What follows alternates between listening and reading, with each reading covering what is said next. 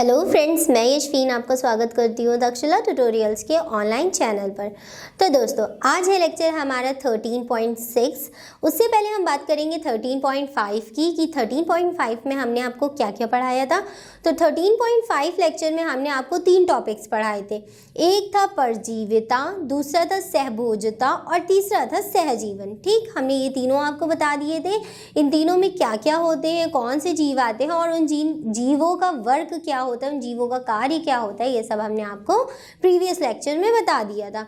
तो आज के लेक्चर में हम दो छोटे और एक बड़े टॉपिक पे डिस्कस करेंगे। सबसे बड़ा टॉपिक तो हमारा आज का होगा सॉइल प्रोफाइल, जिसको बोलते हैं मृदा परिच्छेदिका। ठीक, मृदा परिच्छेदिका के बारे में सबसे पहले पढ़ेंगे और उसके बाद दो छोटे छोटे से और टॉपिक है जिसको शीत निष्क्रिय जैसे हर्बिनेशन कहते हैं और उपरिता जिसको हम कहते हैं डाइअपॉज। 3 टॉपिकों को आज के लेक्चर में हम कवर करेंगे।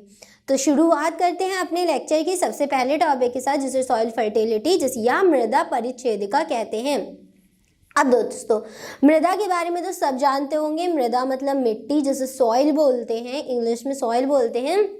हर तरफ हमें देखने को मिलती है। जैसे कि आप कहीं भी जाएं, आपको कोई ना कोई मिट्टी देखने को ज़रूर मिलेगी। कोई भी मिट्टी हो, फिर चाहे अब क्या मिट्टी एक प्रकार की मिलती है? नहीं ना, मिट्टी तो बहुत अलग अलग प्रकार की मिलती है।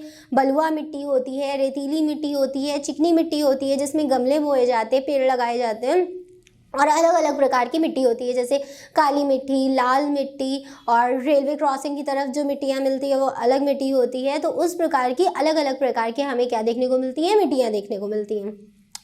सॉइल परिच्छेदिका या सॉइल प्रोफाइल में हम देखेंगे इसकी एक लंबवत काट, जिसमें हम देखेंगे कि किस प्रकार से मिट्टी की ऊपरी लेयर में कौन सी मिट्टी होती है, फिर बीच वाले स्तर में, फिर उसके नीचे, उसके नीचे, उसके नीचे करके ऊपर से नीचे के स्तर में हम जाएंगे और देखेंगे किस प्रकार की मिट्टी होती है और उनको कहते क्या है। ठीक अब जैसे कहीं गड्ढा खोदा जाता है किसी भी जगह पे, मान लीजिए अगर किसी पानी निकालने के लिए, बोरिंग करने के लिए जब गड्ढा खोदा जाता है तो क्या उसमें सिर्फ एक प्रकार की मिट्टी निकलती है? नहीं, अगर हम ऊपरी स्तर पे देखेंगे तो अलग मिट्टी होती है। फिर अगर जिस तरीके से गड्ढे में और जाते रहेंगे और गड्ढा करते रहेंगे तो उसमें क्या होती है? अलग अलग प्रकार की मिट्टी देखने को मिलती है। उसमें चिकनी मिट्टी भी मिलती है, बलुआ मिट्टी भी मिलती है, और एंड तक जाते जाते थोड़ी उसमें रॉक स्टाइल मिट्टी भी मिलती है, मतलब थोड़ी चट्टानी वाली भी होती है, चट्टान वाली भी प्रोफाइल होती है उसमें। मतलब ऊपर से नीचे स्तर में जाते जाते हमें काफ़ी वैरायटी ऑफ सॉइल मिलती है। वैरायटी ऑफ सॉइल मतलब अलग अलग प्रकार की क्या मिलती है? मिट्टी देखने को मिलती है। तो ये जो मिट्टी है, ये जो सॉइल है, ये भी हमारे एक पारितंत्र का हिस्सा है। तभी हम इस चैप्टर में इस टॉपिक को पढ़ रहे हैं, तभी हम इस चैप्टर में इस टॉपिक को पढ़ रहे हैं। तो दोस्तों, अब अपना लेक्चर शुरू करते हैं जिसमें हमें सॉइल प्रोफाइल के बारे में बताना है। सॉइल प्रोफाइल के बारे में हम थोड़ा बहुत तो आपको बता चुके हैं कि ये होता क्या है, क्या होता है। पता चल गया ना कि ऊपर से नीचे की तरफ जब हम जाएंगे तो मिट्टी के अलग अलग स्तर देखने को मिलते हैं। स्तर मतलब क्या होता है? उनके अलग अलग सेक्शन हमें सेक्शन देखने को मिलते हैं। तो उसी सेक्शन को ध्यान में रखते हुए उनको क्या कहते हैं और वो कौन से होते हैं, ये सब पूरा डिटेल में हम आज के लेक्चर्स में पढ़ेंगे। और 2 और छोटे टॉपिक पढ़ेंगे, हर्बिनेशन और डायपॉज, इन दोनों के बारे में भी पढ़ेंगे। तो उनको हम बाद में पढ़ेंगे, पहले अपना इसको कंप्लीट कर लेते हैं, सॉइल प्रोफाइल को। तो सॉइल प्रोफाइल में हम देखते हैं मृदा के बनने व विकसित होने में अनेक क्रियाओं के फलस्वरूप मृदा स्तरीय बन जाते हैं। मृदा स्तरीय बन जाते हैं, मृदा क्या होती है? इस प्रकार के स्तरों में बढ़ जाती है। अब जैसे आप ज्वालामुखी टाइप के जो एरिया होते हैं जहाँ पे ज्वालामुखी फटते हैं, तो क्या होता है दोस्तों कि ज्वालामुखी एक बार फटा, फिर वो दोबारा भी ज्वालामुखी फटता है। तो जब वो एक बार फटता है तो उसके अंदर से जो लावा बाहर निकलता है, ज़्यादातर लोगों को ये बात पता होगी, जो लावा बाहर निकलता है वो बाहर जाके जम जाता है और जमने के बाद भी वो मिट्टी का निर्माण करता है, जिसमें काफ़ी सारे लौह तत्व, हमें खनिज पदार्थ देखने को मिलते हैं। ठीक, तो ये अलग अलग स्तर बन जाते हैं। जैसे ये ज्वालामुखी है, ये फूटा, ठीक, तो ये अपने यहाँ पर काफ़ी सारी सॉइल की मिट्टी इकट्ठा कर देता है और ये स्तर बढ़ता जाता है, बढ़ता जाता है। फिर मान लीजिए ये शांत हो गया, फिर दोबारा भी तो फूटेगा कभी ना कभी, आज से 4 साल, 5 साल, 6 साल, जितने साल भी फूटेगा। तो जब ये दोबारा फूटता है तो फिर से क्या करता है, ये अपने ऊपर एक मिट्टी का स्तर बना लेता है कुछ इस प्रकार से, जिस वजह से क्या होती है, मिट्टी इस प्रकार से स्तर दर स्तर बनती चली जाती है। अब ये बात तो इन इलाकों की हुई जहाँ पे पहाड़ देखने को मिलते हैं या कुछ इस प्रकार के ज्वालामुखी देखने को मिलते हैं, लेकिन काफ़ी सारे स्तर और भी ऐसे हैं, जैसे हमारे इर्द गिर्द जो ज़मीन मिलती है, अगर आप उसको भी खोदेंगे ना तो आपको कई स्तर की मिट्टियाँ मिल जाएगी। वही हम बता रहे हैं कि इन स्तरों को क्या कहते हो, और याद रखिएगा जब हम इसके टाइप्स बताएंगे तो ऊपर से नीचे की तरफ जाएंगे, ना कि नीचे से ऊपर की तरफ जाएंगे। सबसे ऊपरी स्तर पे कौन सी मिट्टी मिलती है, फिर उसके नीचे कौन सी मिट्टी होती है, उनको क्या बोलते हैं, फिर यहाँ पे इस प्रकार से हम स्टडी करेंगे। और इसी प्रकार से क्या होता है कि ये स्तरों में बढ़ जाती है। वही यहाँ पे लिखा है, मृदा के बनने व विकसित होने में अनेक क्रियाओं के फलस्वरूप, मतलब बहुत सारी क्रियाएं होती हैं, जरूरी नहीं है कि ज्वालामुखी के फटने से ही मिट्टी बन जाए। अनेकों ऐसी क्रियाएं होती हैं जिनकी वजह से क्या होता है, मिट्टी के स्तर बन जाते हैं, काफी सारे स्तर बन जाते हैं। फलस्वरूप मृदा स्तरीय बन जाती है। मृदा के इन स्तरों के अनुक्रम मतलब होता है दोस्तों सीक्वेंस, मतलब ये वाला सीक्वेंस पहला, ठीक, ये हो गया दूसरा, ये हो गया तीसरा, ये हो गया चौथा, और एक और होता है पांचवा। हम 5 स्तर पढ़ेंगे, ठीक। मृदा के इन स्तरों के अनुक्रम रचनात्मक व स्थानीय लक्षणों तथा स्वभाव को मृदा परिच्छेदिका कहते हैं।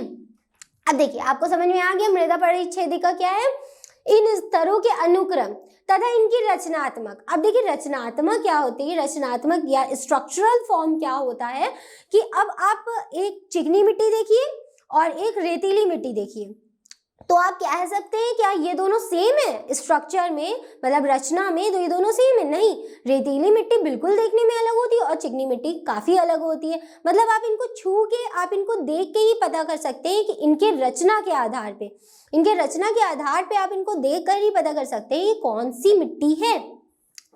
तो रचना के आधार पर और स्थानीय लक्षणों से क्या मतलब है, स्थानीय लक्षणों से ये मतलब है जैसे रेगिस्तान में हमें कौन सी मिट्टी देखने को मिलती है, रेतीली मिट्टी देखने को मिलती है।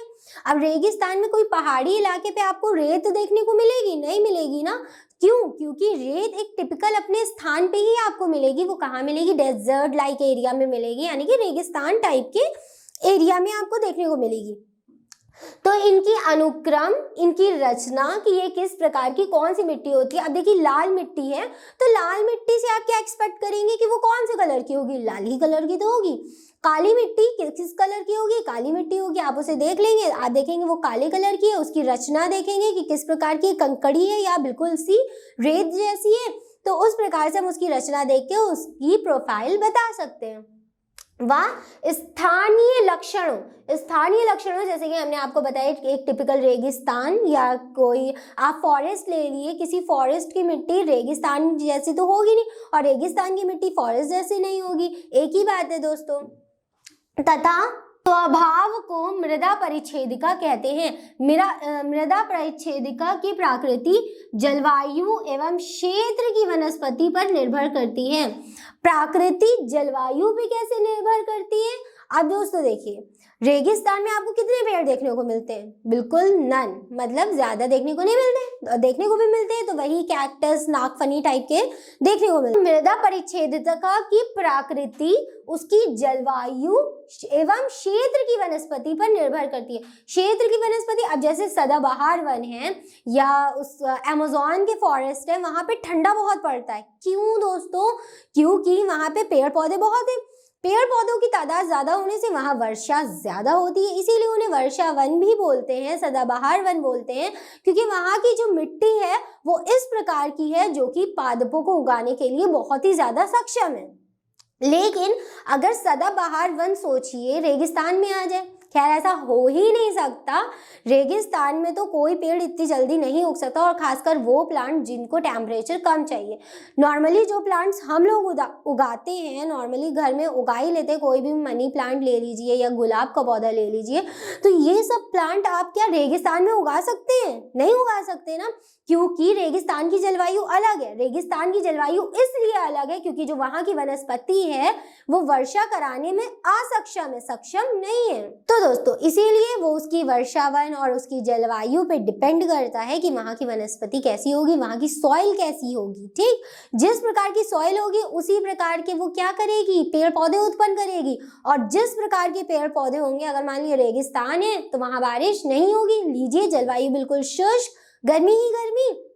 और अगर ऑन द अदर हैंड अगर दूसरी तरफ देखें, सदाबहार सुंदरवन की जो मिट्टी होती है वो ऐसी होती है कि बहुत अच्छे तरीके से पादपों को ग्रो कर सकती है।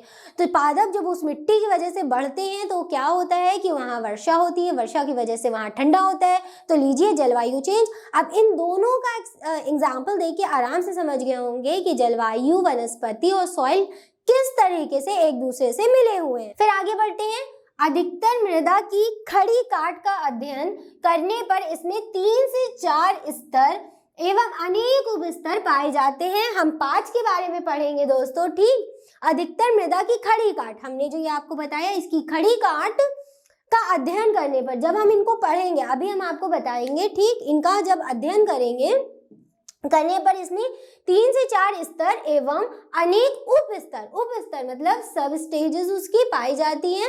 सामान्य रूप से इसमें निम्नलिखित स्तर पाए जाते हैं। उन निम्नलिखित स्तरों के बारे में हम आपको अभी पहले लिख देते हैं, फिर समझा देते हैं 5 स्तर की वो क्या होते हैं, कैसे उगते हैं, किसमें पौधे उगते हैं, किसमें पौधे नहीं उगते हैं, किसमें हमें खनिज पदार्थ देखने को मिलते हैं। क्योंकि बहुत सारे खनिज लवण या खनिज पदार्थ जो होते हैं, जैसे लोहा होता है, मैग्नीशियम होता है, आयरन होता है, लोहा और आयरन एक ही बात होती है, एल्यूमिनियम होता है, ये सब चीजें हमें कहाँ देखने को मिलती है, पेड़ पे तो उगती नहीं है, कहाँ मिलेगा हमें, ये सब मिट्टी के नीचे ही मिलेगा।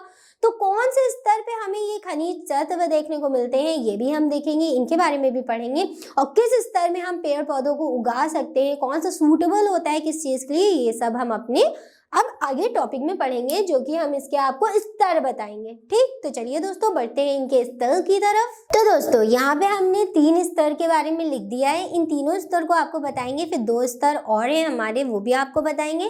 तो चलिए देखते हैं कि ये कौन कौन से स्तर होते हैं और सबसे ऊपर, फिर बीच में, फिर उसके नीचे कौन कौन से स्तर हमें देखने को मिलते हैं और उसमें क्या क्या खनिज पदार्थ हमें देखने को मिलता है। इसमें पहला हमारा है सन स्तर ओ, ठीक, जिसको हॉरिजॉन ओ कहते हैं, इसको इंग्लिश में हॉरिजॉन ओ कहते हैं और हिंदी में सन स्तर ओ कहते हैं। अब ये कौन सा होता है, ये सबसे ऊपरी स्तर है, यहाँ सबसे ऊपरी स्तर है जो कार्बनिक पदार्थों का बना होता है। इसमें घटक और बिल्कुल कम घटक, जो बीच के घटक होते हैं वो सब देखने को मिलते हैं और कार्बनिक पदार्थों का बना होता है और सबसे ऊपरी लेयर है। ठीक, कौन सा है ये, सन स्तर ओ। बस इतना याद रखिए, हॉरिजॉन ओ जो है वो क्या है, सबसे ऊपरी स्तर है और इसमें हमें क्या देखने को मिलता है, कार्बनिक पदार्थ देखने को मिलते हैं। फिर हमारा दूसरा सन स्तर है सन स्तर ए। ठीक, दूसरा स्तर क्या है, सन स्तर ए, ये इसको इंग्लिश में कहते हैं हॉरिजॉन ए, सबका नाम हॉरिजॉन ही है, बस आगे की जो ये होता है ये बदल दिया गया है, एक है ओ, फिर उसके नीचे ए है, फिर बी है, फिर आगे और है। ठीक, हॉरिजॉन ए ऊपरी स्तर से मिलकर यह स्तर खनिज पदार्थों से भरपूर होता है। मतलब जस्ट हॉरिजॉन ओ से सटा हुआ क्या होता है, नीचे ही होता है, जस्ट इसके यहाँ पे हमें देखने को मिलेगा, जस्ट उसके नीचे, जिस प्रकार से ये इसके नीचे लिखा है हमने, उसी प्रकार से ये उसके नीचे लगा भी होता है। ऊपरी स्तर से मिला यह स्तर खनिज पदार्थों से भरपूर होता है। इसमें ह्यूम्स भी मिलते हैं या मुख्य रूप से बलुई मिट्टी, बलुई मृदा जिसको सैंडी सॉइल कहते हैं, उसका बना होता है। इसमें उपस्थित घुलनशील लवण, काफी घुलनशील लवण होते हैं, घुलनशील लवण लोहा आदि घुलकर नीचे की तरफ चले जाते हैं। इसी कारण इसे अवशालन क्षेत्र यानी कि जोन ऑफ इलोवेशन कहते हैं। अधिकांश पौधों की जड़ें इसी स्तर में होती हैं। ये स्तर हमने थोड़ा सा बड़ा लिखा है, इसके बारे में सारे पॉइंट्स ध्यान से एक एक करके देखिए कि ये सबसे ऊपरी वाली स्तर से मिला होता है। फिर दूसरा पॉइंट हमने देखा इसमें ह्यूम्स भी मिलते हैं। फिर तीसरा पॉइंट हमने देखा यहाँ मुख्य रूप से बलुई मृदा, यानी कि सैंडी सॉइल, बालू सबने देखी होगी ग्रेइश कलर की होती है, ठीक चमकीली चमकीली सी होती है, तो थोड़ी बलुई मिट्टी इसमें मिलती है। कब बना होता है?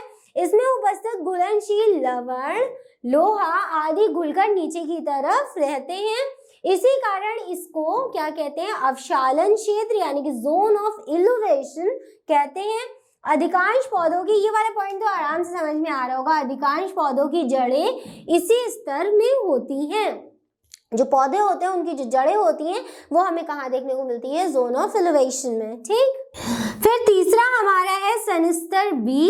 सनस्तर बी में हम पढ़ेंगे, इसमें निशालन के कारण चिकनी मिट्टी यानी कि क्ले सॉइल, जो हमने आपको बताया था चिकनी मिट्टी जिसमें गमले हमले लगाए जाते हैं ज्यादातर, गमली मिट्टी नहीं, चिकनी मिट्टी, लोहा, एल्युमिनियम आदि के ऑक्साइड्स, ऑक्साइड मतलब ओ, जिनमें ओ लगा हो, ठीक, ऑक्साइड एकत्रित होते हैं। इसको संपोट क्षेत्र कहते हैं। यह क्षेत्र गहरे रंग का होता है। यहाँ तक के समझ में आ गया? इसमें क्या होता है? निशालन के कारण चिकनी मिट्टी होती है, लोहे, एल्युमिनियम आदि के ऑक्साइड्स देखने को मिलते हैं, एकत्रित होते हैं। इसको संपोट इल्यूविएशन, ठीक, इल्यूविएशन क्षेत्र कहते हैं। या गहरे रंग का होता है। यहाँ तक कि हमारा कंप्लीट हो गया 3 स्तर। 3 स्तर के बाद दोस्तों हमारे 2 स्तर और बचे हैं, जल्दी से उनको भी पढ़ लेते हैं। फिर उसके बाद 2 छोटे छोटे से और टॉपिक है जिनके बारे में हमने आपको बताया था, हर्बिनेशन और डाइपॉज, उन दोनों को पढ़ के अपना लेक्चर कंप्लीट करते हैं। दोस्तों ये रहे हमारे 2 बचे हुए स्तर जिनके बारे में हमें और पढ़ना है। चौथा है हमारा सन स्तर सी, हॉरिजॉन सी बोलते हैं इनको। इसमें भी हमें कुछ खनिज पदार्थ देखने को मिलते हैं। यह भी खनिज पदार्थों का स्तर है। इसमें चट्टानें तथा अपूर्ण रूप से अपक्षीय चट्टानें मिलती हैं। इस स्तर को अवमृदा भी कहते हैं। इस स्तर को अवमृदा भी कहते हैं। खनिज पदार्थ का स्तर है क्योंकि यहाँ पे हमें क्या देखने को मिलते हैं? खनिज पदार्थ देखने को मिलते हैं। इसमें चट्टानें तथा अपूर्ण रूप से अपक्षीय चट्टानें मतलब टूटी हुई छोटी छोटी चट्टानें हमें देखने को मिलती हैं, जिस वजह से इस स्तर को क्या कहते हैं? अवमृदा यानी कि सब सॉइल भी कहते हैं। फिर 5वां और लास्ट स्तर हमारा है सन स्तर आर, जिसको हॉरिजॉन आर भी बोलते हैं। इसमें क्या होता है? यह परिच्छेदिका, कौन सी परिच्छेदिका दोस्तों? मृदा परिच्छेदिका, ठीक। यह मृदा परिच्छेदिका का सबसे निचला स्तर होता है, सबसे नीचे देखने को मिलता है। हमने शुरुआत कहाँ से करी थी? सबसे ऊपर से करी थी, फिर धीरे धीरे करके हम स्टेजेस में नीचे आ गए। यह परिच्छेदिका का सबसे निचला स्तर होता है। इसमें अपक्षीण जनक चट्टानें होती हैं, जिनसे ये बड़ी चट्टानें होती हैं, जिनसे फर्दर छोटी छोटी चट्टानें हमें देखने को मिलती हैं, जो कि ऊपर की तरफ आ जाती हैं। फिर ऊपर की तरफ हमें लौह तत्व जैसे एल्युमिनियम, लोहा, ये सब देखने को मिलता है, ठीक दोस्तों। तो इसके बाद यहाँ तक कि हमारा क्या हुआ? कंप्लीट हो गया 5वां स्तर। 5वां स्तर कंप्लीट करने के बाद एक छोटा सा टॉपिक और आता है, बहुत छोटा सा, ज्यादा बड़ा नहीं है, ऐसे ही हम आपको समझा देंगे। निष्क्रियता, हाइबरनेशन बोलते हैं इनको।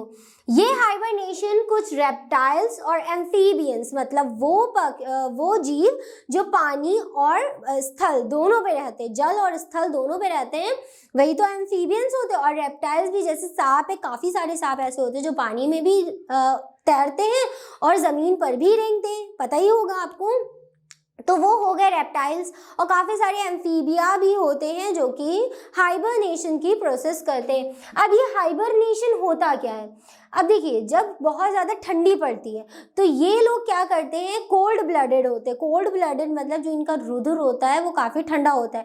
तो अपनी बॉडी को ये सामान्य टेम्परेचर पर लाने के लिए जाड़े भर किसी बिल में या जो भी इनका आवास स्थान होता है, जिस भी जगह पे रहते हैं, बिल है, खो है, कहीं भी ये जाकर बैठ जाते हैं, ठीक। जाके अपनी एक विंटर नींद जिसको बोलते हैं, विंटर स्लीप बोलते हैं उसको, ठीक, क्या शीत नींद बोलते हैं, उसको कंप्लीट कर लेते हैं। तो उसके बाद जब ये थोड़ा सा जाड़ा कम हो जाता है तो फिर ये बाहर निकल आते हैं। तो ये होता है हाइबरनेशन। इस हाइबरनेशन का मतलब क्या हुआ? इस हाइबरनेशन की ज़रूरत क्या हुई? इतने ठंडे आवास में, जिस ठंडे आवास में वो रह रहे हैं, अपने आप को ठंड से बचाने के लिए क्या करते हैं? ये किसी भी स्थान पे जाके, जो इनका आवास स्थान होता है, वहाँ पे जाके बैठ जाते हैं और वहाँ पे अपनी विंटर स्लीप को कंप्लीट करते हैं और उसके बाद ये बाहर निकल आते हैं। तो दोस्तों इसी को बोलते हैं हाइबरनेशन, जिसमें क्या होता है इनका शरीर गर्म रहता है, क्योंकि बिल और जो खो होते हैं या गड्ढे होते हैं वो सब काफ़ी गर्म होते हैं, क्योंकि वो ज़मीन के नीचे होते हैं, और ज़मीन के नीचे का तापमान आपको सबको पता होगा अच्छा खासा ज़्यादा होता है। तभी जो ज़मीन के नीचे से पानी निकलता है जाड़ों में वो गर्म होता है। ठीक, कभी आपने देखा होगा बोरिंग से जो पानी आता है वो गर्म गर्म सा होता है, इसीलिए क्योंकि जो मृदा परिच्छेदिका के निचले स्तर होते हैं उसका टेम्परेचर अच्छा खासा ज़्यादा होता है। तो यहाँ पर हमारा हाइबरनेशन खत्म हो गया। फिर उसके बाद हमारा एक और छोटा टॉपिक है अप्रिता। अप्रिता को डाइपॉज कहते हैं। काफ़ी ज़्यादा जब शीत ऋतु आती है, मतलब जो ठंडे क्षेत्र होते हैं वहाँ पर जू प्लांक्टन, जैसे कि काफ़ी सारे समुद्र के ऊपर काई लगी होती है तो वो जू प्लांक्टन होते हैं, काफ़ी सारे जीव होते हैं। तो डाइपॉज, पॉज मतलब क्या होता है, कोई भी चीज़ का रुक जाना, तो उनकी उत्पत्ति रुक जाती है, जिस वजह से क्या होता है कि उनका जो उत्पत्ति जनन होता है वो कम हो जाता है। तो दोस्तों यहाँ पे हमारा लेक्चर कंप्लीट होता है। इस लेक्चर से रिलेटेड सारे नोट्स आपको नीचे डिस्क्रिप्शन बॉक्स में मिल जाएंगे। अब नेक्स्ट लेक्चर में हम इसके आगे के टॉपिक्स कवर करेंगे। तो दोस्तों आज के लिए बस इतना ही, मिलते हैं अपनी नेक्स्ट क्लास में। Thank you.